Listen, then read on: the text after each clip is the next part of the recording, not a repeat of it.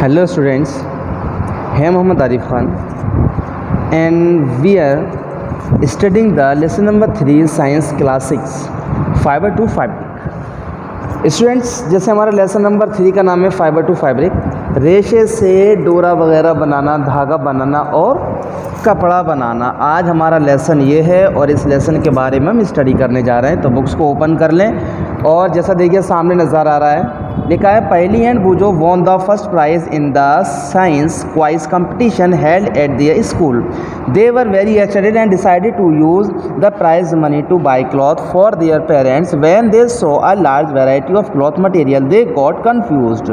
The shopkeeper explained that some cloths or fabric were cotton and some were synthetic. ऐसा था बूजो and पहेली, जिनके इन्होंने दो नाम बताए हैं। ये दोनों क्या था, फर्स्ट प्राइज़ जीता था अपने स्कूल के क्वाइज कंपटीशन में जो साइंस का था। उसमें इन्हें जो कुछ पैसे मिले थे वो चाहते थे हम अपने पेरेंट्स के लिए कपड़े ख़रीद के लाएंगे। ठीक है, तो जब वो कपड़े ख़रीदने बाज़ार में जाते हैं तो वहाँ पर तरह तरह के कपड़े होते हैं, कॉटन के, कुछ सिंथेटिक होते हैं। कॉटन क्या होता है, नेचुरली होता है। सिंथेटिक क्या होता है, मैन मेड होता है। ठीक है, तो सिंथेटिक थे, नेचुरली थे यानी कॉटन के थे।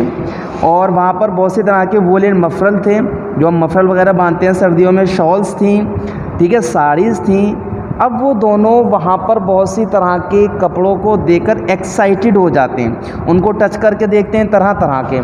कुछ कोई स्मूथ लगता है, चिकना सा लगता है देखने में, कुछ अलग लगता है, कोई खुरखुरा सा लगता है, बहुत अलग अलग तरह के थे। ठीक है ना, उन्होंने पूरी दुकान को घूमा और वहाँ पर नोटिस किया कि वहाँ पर तरह तरह के फैब्रिक थे।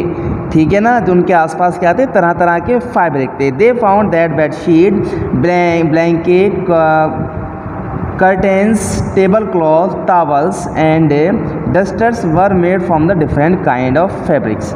उन्होंने देखा कि वहाँ पर क्या था, बेडशीट थी, ब्लैंकेट कंबल थे, कर्टेन पर्दे थे, टेबल क्लॉथ थे, टावल्स थे, डस्टर्स थे। ये अलग अलग तरह के क्या थे, फाइबर से बने हुए थे। उनको वो टच करके देखते, उनको अच्छा लगता। उन्होंने वहाँ पर देखा स्कूल के बैग भी थे और जो घर में यूज़ करने वाले होते हैं अलग अलग तरह की बहुत सारी चीज़ें जो कपड़े की बनाई होती हैं, कुछ कॉटन से, कुछ वूल से, कुछ सिल्क, कुछ synthetic.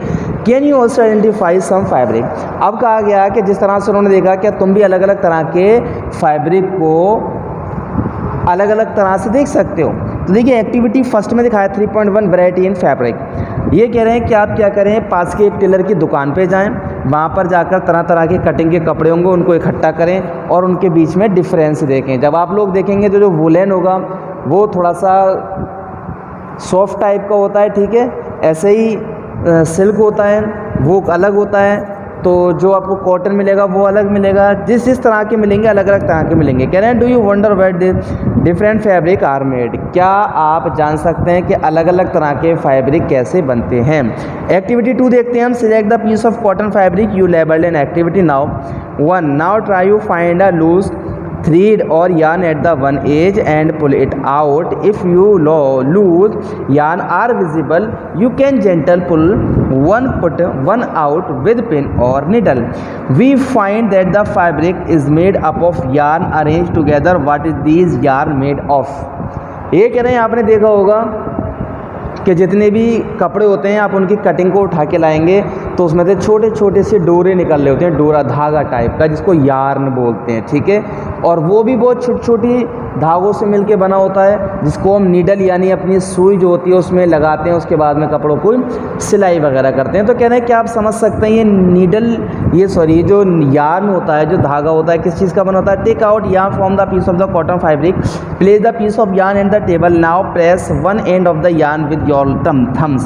Stretch the their end of the yarn along with the length with your nails and show 3.4। ये कह रहे हैं कि आप क्या करें, एक कॉटन के पीस में से, टुकड़े में से एक धागा खींचें, उसको टेबल पर रखें, दोनों एक साइड में अंगूठे से दबा लें, दूसरी साइड अंगूठे से क्या करें, उसको नाखून से खींचें। आप उसको क्या देखेंगे कि वो क्या होगा, खींचने लगेगा थोड़ा थोड़ा। Do you find that this and what the yarn spread into this thin strands.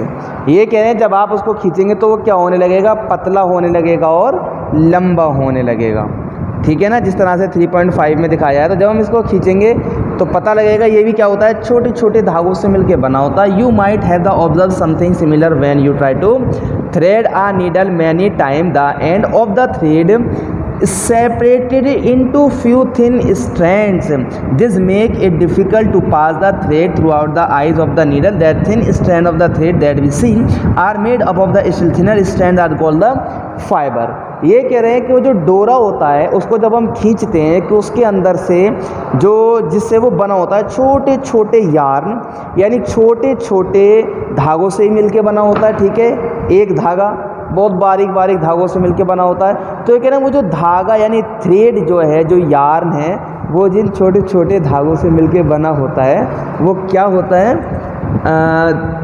जो छोटे छोटे धागों से मिलकर बनता है उन्हीं छोटे छोटे धागों को कहते हैं फाइबर्स। ठीक है, उनको क्या कहते हैं, फाइबर कहते हैं। जो छोटे छोटे स्ट्रैंड्स हैं जिनसे मिलकर वो बना उनको फाइबर कहते हैं। Fabric are made up the yarn and the yarn are further made up of fibres. Where do you these fibres come from. कह रहे हैं हमने ये तो समझ लिया कि ये जो फाइबर है हमारा, सॉरी जो यार्न है हमारा फाइबर से आया है, फाइबर से मिलकर बना है। बट फाइबर कहाँ से मिलता है हमें ये देखना है।